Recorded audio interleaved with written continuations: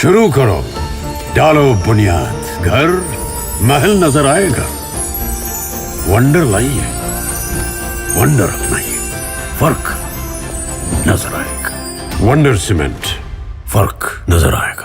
नमस्कार, मैं हूं रविंद्र जैन और आप देखना शुरू कर चुके हैं सबकी खबर।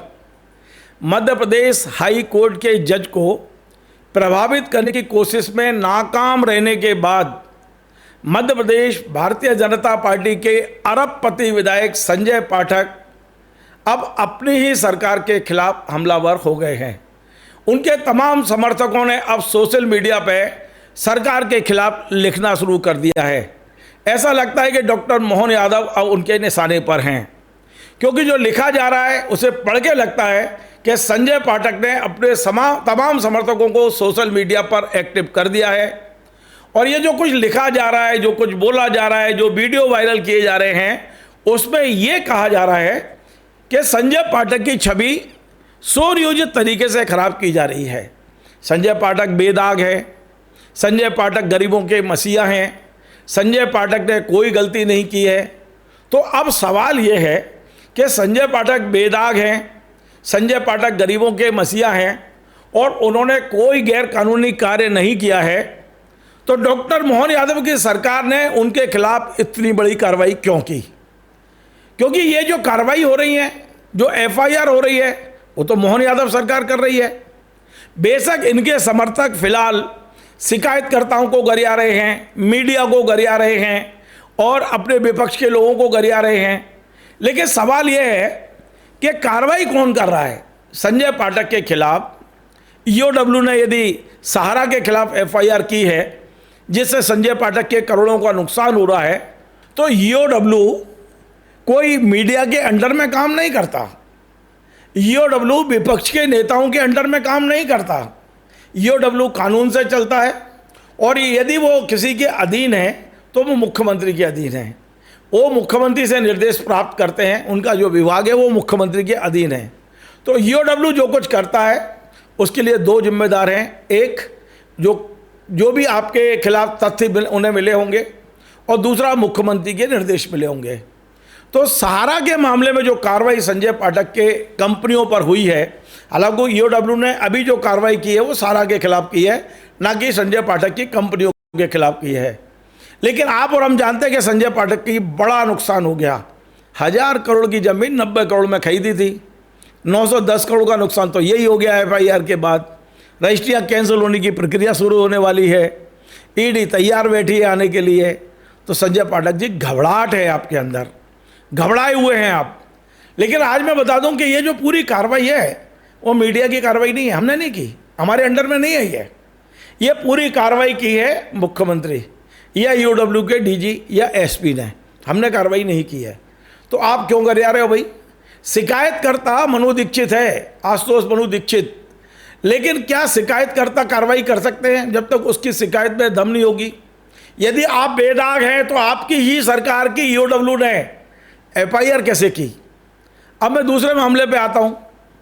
दूसरा मामला जिससे संजय पाठक बेहद बेचैन है, घबराहट है, नींद नहीं आ रही है, और वो मामला है एक्सिस माइनिंग को लेके। ये सही है कि एक्सिस माइनिंग की शिकायत आशुतोष मनु दीक्षित ने ईओडब्ल्यू में की थी। अब ईओडब्ल्यू सीएम के अंडर में आता है, आप सीएम से कह के रुकवा देते, शिकायत को खात्मा लगवा देते। आप तो बेदाग थे, आप ऐसा कह रहे हैं।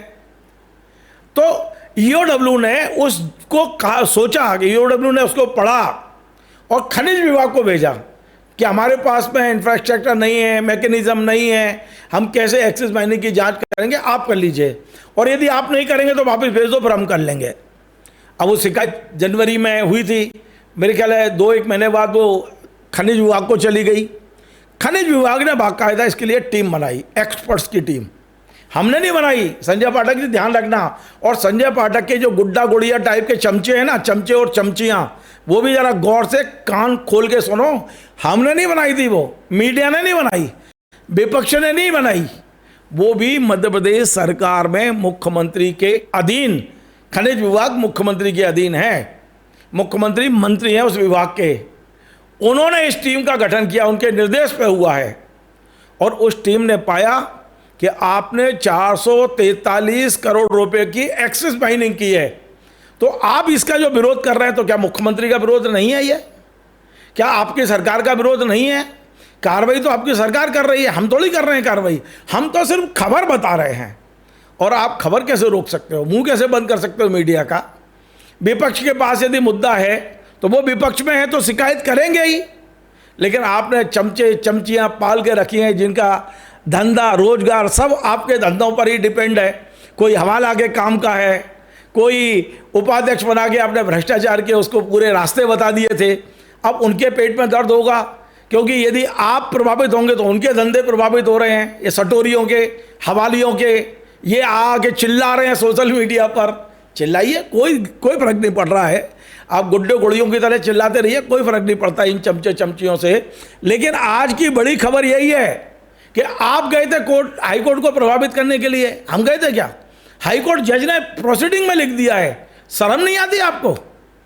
और उसके बाद भी आपकी चोरी और सीना चोरी किए जा रहे हो और अपने चमचों से कह के सोशल मीडिया पर लिखवा रहे हो। और लिखवाइए, खूब लिखवाइए, जम के लिखवाइए। हमें भी मौका मिलेगा कुछ खबरें चलाने के लिए। फिलहाल मैं आपको बता दूं, संजय पाठक जी और उनके तमाम सारे समर्थक, जिस भी उनके समर्थक चमचे चमची को बात करनी है वो स्टूडियो आ जाए, मेरे पास सारे कागज हैं। हमने आज तक जितनी खबरें चलाई हैं एक एक दस्तावेज है। और इसके बाद भी हमने ये कहा लगातार कि संजय पाठक जी, आप हमारे पुराने मित्र हैं, आप अपना पक्ष रखना चाहें तो आ जाइए। आपको कितनी बार बुलाया और आप आए भी मेरे घर तक और मुझसे वादा करके गए थे कि कल दोपहर में आऊँगा, लेकिन वो कल दोपहर आज तक नहीं आ पाई। आप अपना पक्ष क्यों नहीं रखते? आप रखिए।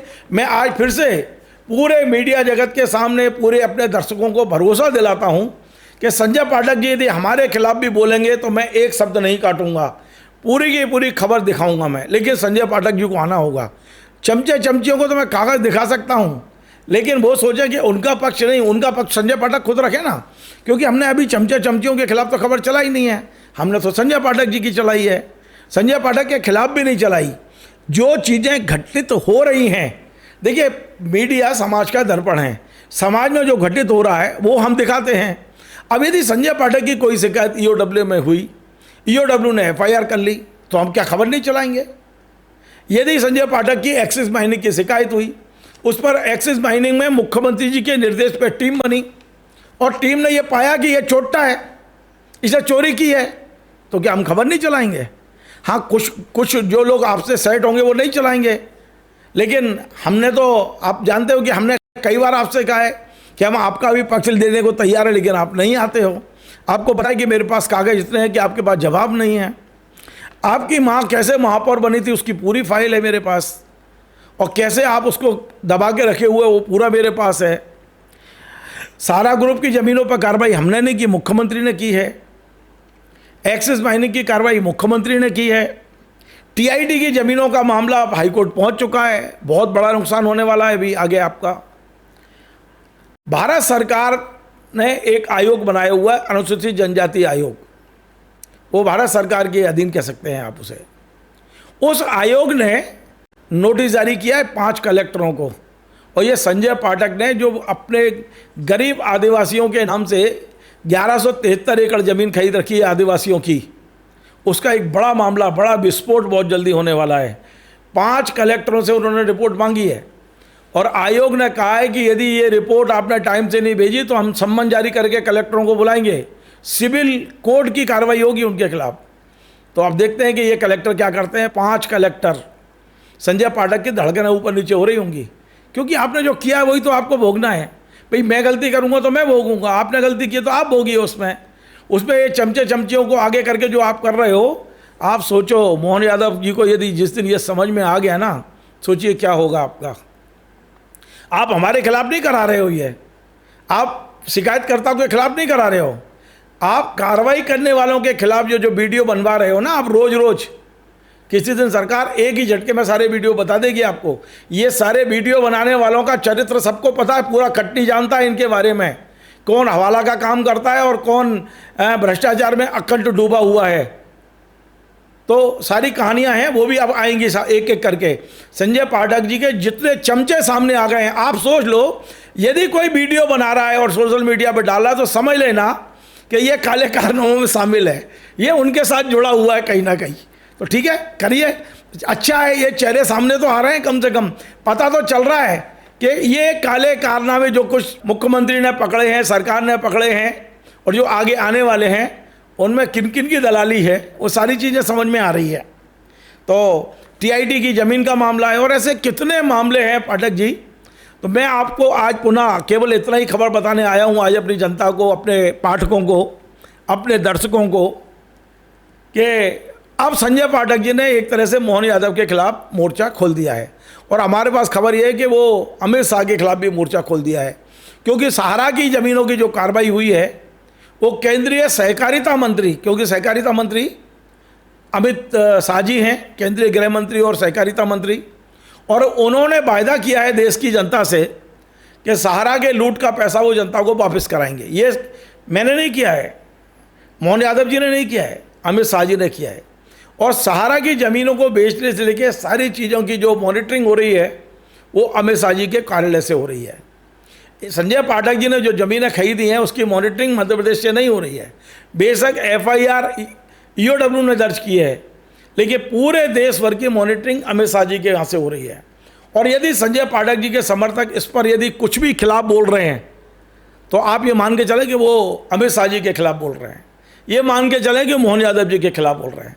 हमें तो कोई फर्क नहीं पड़ रहा, हमारे खिलाफ जो बोलना है बोलो आप, क्योंकि हमने खबर दिखाई है, सारे प्रूफ हमारे पास हैं।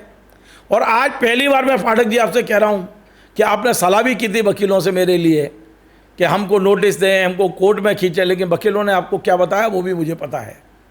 फिर भी यदि आपका मन है, आपकी इच्छा है कि हमने कोई गलत चलाया है तो आप स्वतंत्र हैं, हम आपको रोक तो सकते नहीं हैं। आप हमारे खिलाफ मानहानि का केस कर सकते हो, आप हमें कोर्ट में ला सकते हो, जहाँ हम कागज़ दे के बता सकते हैं कि जो हमने खबर चलाई है वो कागज़ों के आधार पर चलाई है। लेकिन ये आपकी समस्या का समाधान नहीं है पाठक जी कि चमचे चमचियों को आगे करके वीडियो डलवा के आप कुछ कर लोगे, सिवाय इसके कि आप अपने पैर पे कुल्हाड़ी नहीं मार रहे, अपना पैर उठा के कुल्हाड़ी पे मार रहे हो आप। मतलब आप खुद, आज मुझे पता नहीं क्यों ये लग रहा है कि संजय पाठक जी को बाहर के दुश्मनों की ज़रूरत नहीं है, उनने खुद अपने चारों तरफ इतने दुश्मन पाल लिए हैं कि उनके जो नुकसान होना है और हो रहा है, हो सकता है यही हो। और मुझे तो ये भी डाउट है कि आपके चारों तरफ जो ये जो वीडियो बनाने वाले लोग हैं, जो आपके तथाकथित समर्थन में बना रहे हैं, ये समर्थन में नहीं बना रहे हैं, ये आग में घी डाल रहे हैं, आपका नुकसान करने के लिए बना रहे हैं। और हो सकता है ये सारी शिकायतें भी इन्हीं के द्वारा दी गई हों, क्योंकि आपकी गोपनीय जानकारी इन्हीं लोगों के पास थी, यही गुड्डा गुड़ियों के पास। हो सकता है यही जानकारी भेज रहे हों, एक और आपके समर्थन में वीडियो बना रहे हों और दूसरी ओर आपकी पूरी जानकारी आपके विरोधियों तक पहुंचा रहे हों। कोई बड़ी बात नहीं, ये मैं अंदाज से कह रहा हूँ। फिलहाल आज मैं खबर बनाने का उद्देश्य यही है कि हाई कोर्ट के जज को खरीदने में असफल रहने वाले संजय पाठक जी ने अब ऐसा लग रहा है कि मुख्यमंत्री और केंद्रीय गृह मंत्री के खिलाफ मोर्चा खोल दिया है। देखते हैं इस लड़ाई में कौन भारी पड़ता है, संजय पाठक या मध्य प्रदेश सरकार। आपको हमारा ये कार्यक्रम पसंद आए तो आप इसे शेयर करें, लाइक करें, कमेंट करें। आपसे बार बार निवेदन है हमारे इस चैनल को सब्सक्राइब अवश्य करें। धन्यवाद।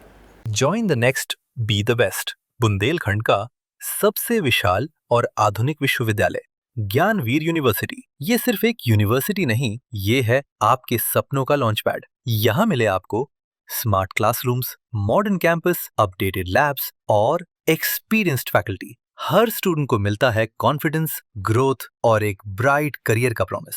नए सेशन के लिए एडमिशन ओपन है, तो इंतजार कैसा? आज ही कांटेक्ट कीजिए।